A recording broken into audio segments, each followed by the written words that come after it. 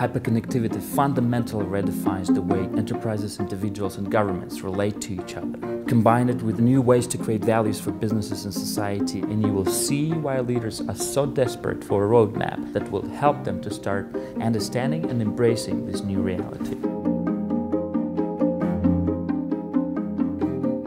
The Global Information Technology Report analyzes the drivers and impacts of ICT on the economy, allowing countries to measure and benchmark their ability to leverage this technology.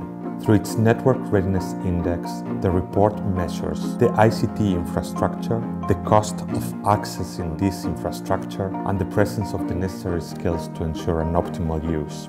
The uptake and use of ICT by government, business and individuals, the business innovation environment and regulatory framework, and finally, the economic and social impacts of ICT. There are several interesting findings, but we would like to highlight four.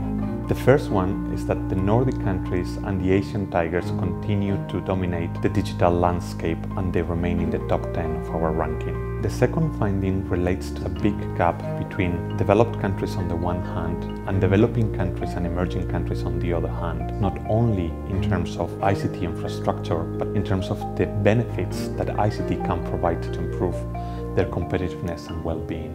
This divide is happening also within regions, in Europe and Asia, in North Africa and the Middle East, in Sub-Saharan Africa and in Latin America.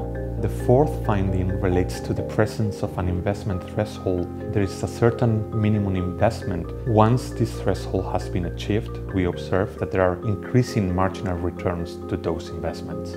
While countries and international organizations use it to share their policy experiences, industry partners utilize the report to highlight their thought leadership.